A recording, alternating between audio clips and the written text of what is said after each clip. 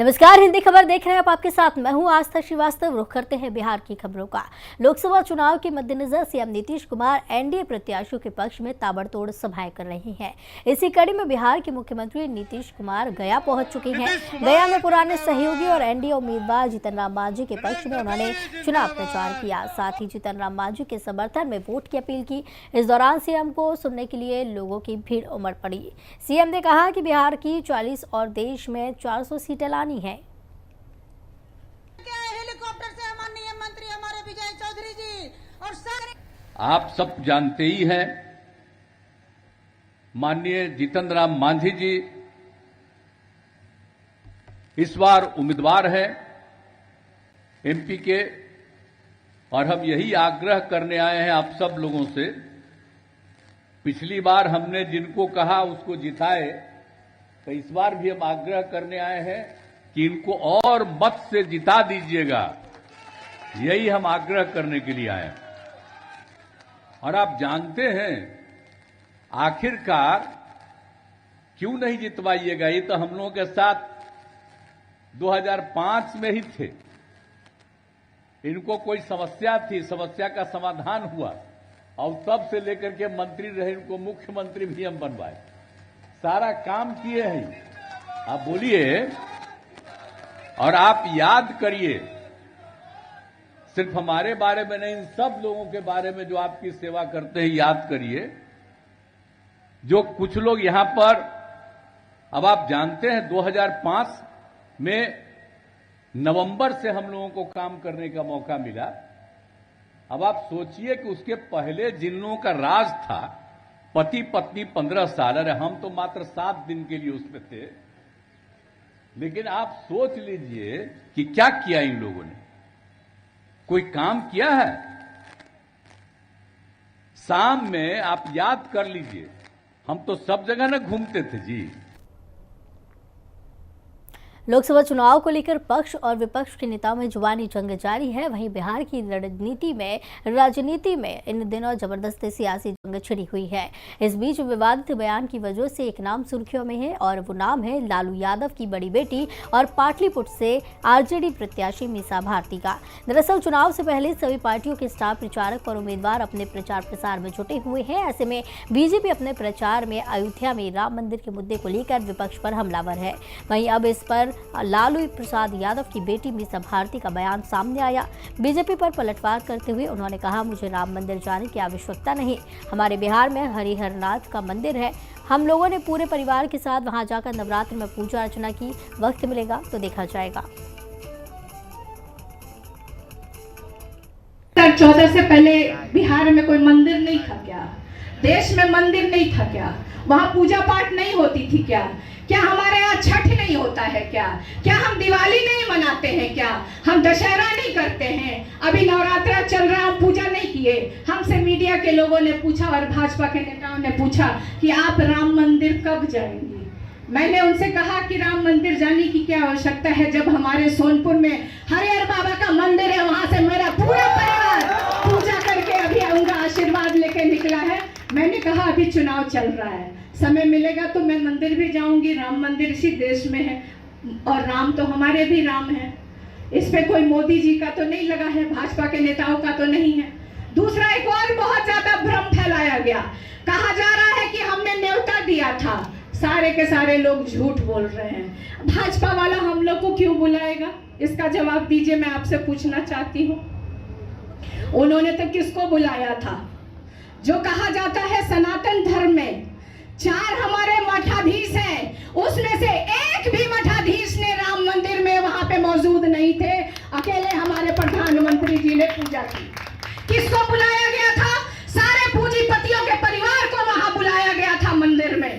सारे film star को वहां बुलाया गया था। सारे अभिनेता और नेता को बुलाया गया था। लेकिन जिसके ऊपर जो 4 मठाधीश हैं, हमारे शंकराचार्य हैं, जो हिंदू और सनातन धर्म के, उनको पूछा तक नहीं गया था। उन्होंने कहा था कि मंदिर में इतनी जल्दी क्या है, लेकिन मोदी जी को तो बहुत जल्दी था, क्योंकि चुनाव उनको दिख रहा था, 2024 का चुनाव, और अपनी गद्दी को बचाना था। इसलिए उन्होंने आधे अधूरे मंदिर का उन्होंने प्राण प्रतिष्ठा कर दिया। मंदिर की प्राण प्रतिष्ठा हुई, जब उस मंदिर की प्राण प्रतिष्ठा हुई तो पिछले 70 साल में कांग्रेस ने जो भी पाप किए थे, जो भी रुकावटें डाली थी, उनके साथियों ने जो भी रुकावटें डाली थी, सबको माफ करके राम मंदिर के जो ट्रस्टी हैं वो खुद कांग्रेस वालों के घर गए, इंडी गठबंधन वालों के घर गए, उनके पुराने पापों को माफ कर दिया और उन्होंने कहा राम आपके भी हैं, आप प्राण प्रतिष्ठा में जरूर पधारिए, सम्मान के साथ बुलाया। लेकिन उन्होंने इस निमंत्रण को भी ठुकरा दिया।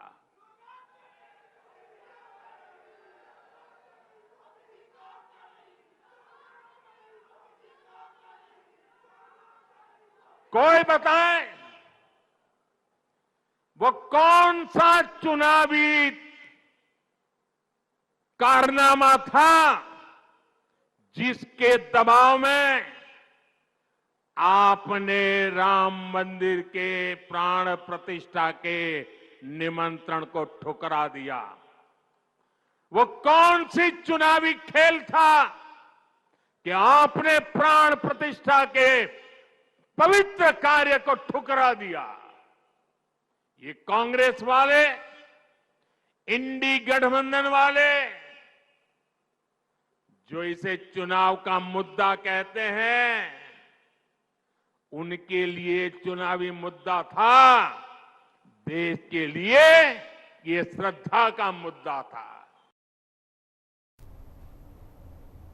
लोकसभा चुनाव है तो ऐसे में हर पार्टी जनता के बीच अपने मैनिफेस्टो को लेकर जा रही है और इसी कड़ी में लालू यादव के नेतृत्व वाली आरजेडी ने भी अपना मैनिफेस्टो जारी किया है। आरजेडी के मैनिफेस्टो में क्या कुछ है खास, इस रिपोर्ट में देखिए। चुनावी घोषणा पत्र, जीत का पूरा होगा लक्ष्य। आरजेडी की मैनिफेस्टो वाली बाजी, किसके हाथ जीत की चाबी। नए वादे का प्रण, क्या होगा 24 का रिजल्ट। चुनावी बहार, किसे मिलेगा जनाधार। आरजेडी ने अपना मैनिफेस्टो लॉन्च कर दिया है और ये मैनिफेस्टो नहीं बल्कि परिवर्तन पत्र है, जिसका बेड़ा इस वक्त आरजेडी ने उठाया है। 24 में 24 जन वचन के जरिए आरजेडी 24 का सियासी चक्रव्यूह तोड़ने की फिराक में है और इसी के तहत मैनिफेस्टो में पूरे देश में 1 करोड़ नौकरी देने का वादा किया गया है। यानी कि वो मुद्दा जो विपक्ष की सियासत का सहारा था, उस पर फोकस किया गया है और मैनिफेस्टो में उसे ऐड कर लिया है।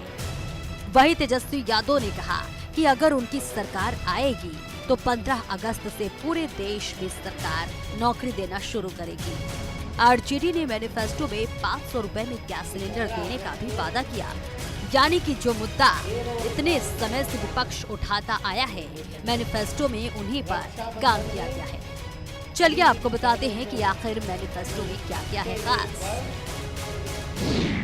देश में 1 करोड़ से ज्यादा नौकरी,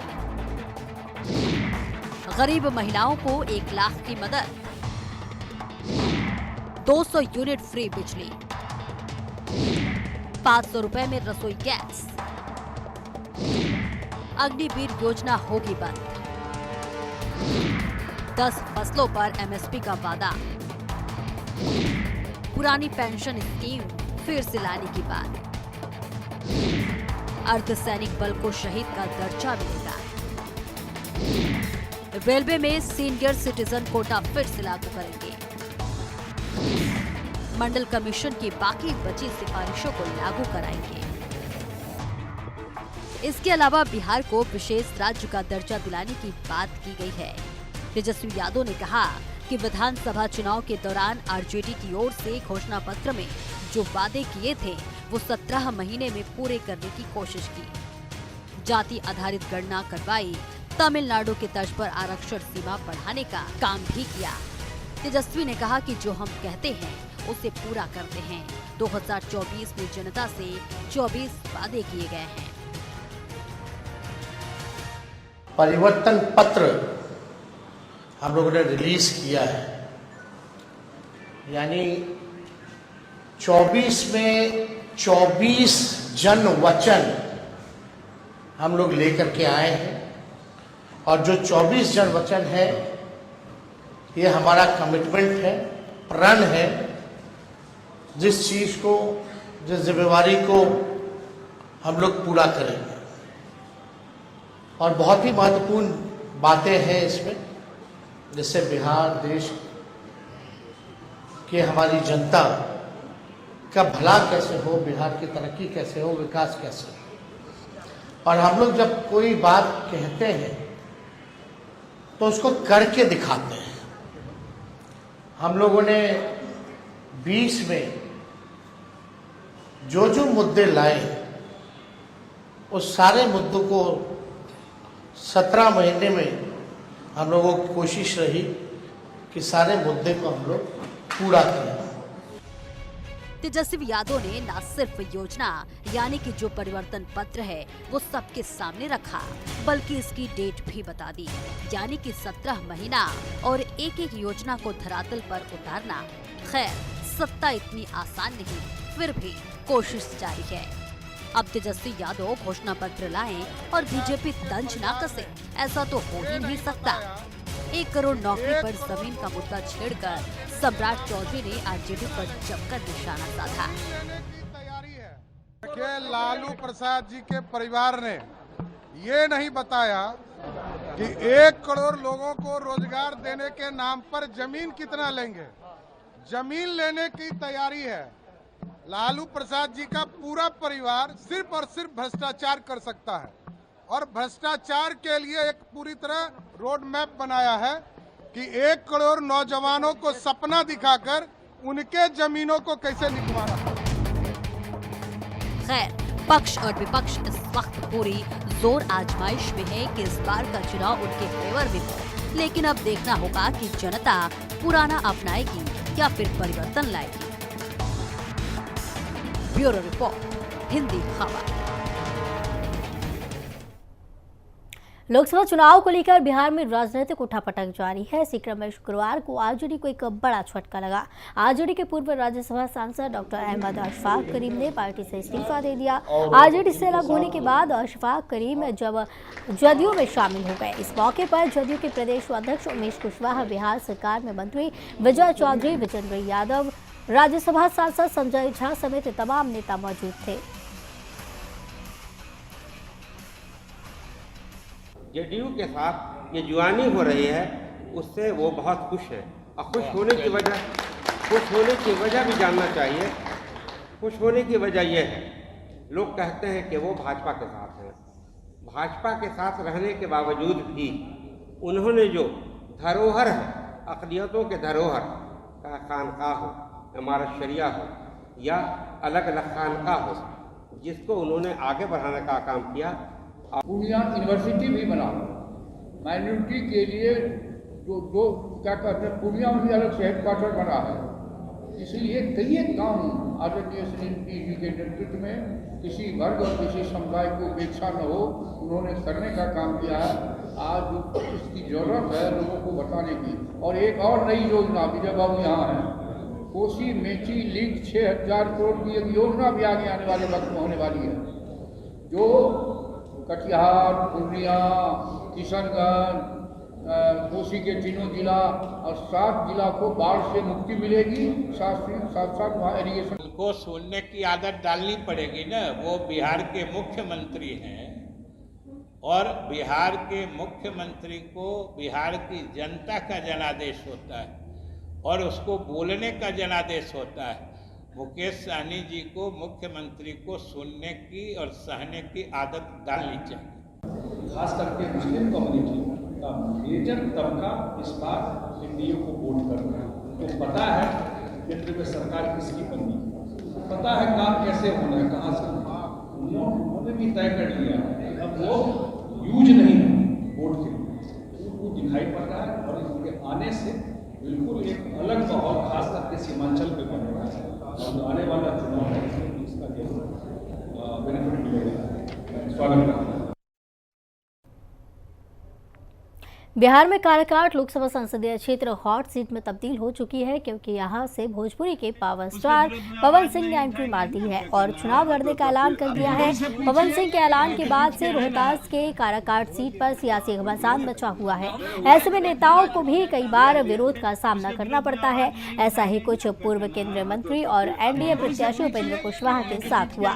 लोगों ने उपेंद्र कुशवाहा का विरोध करते हुए कहा कि हे महाप्रभु, आपके दर्शन हो गए, लेकिन इस बार वोट नहीं देंगे। कोई से पूछिए, तो बीच के है ना,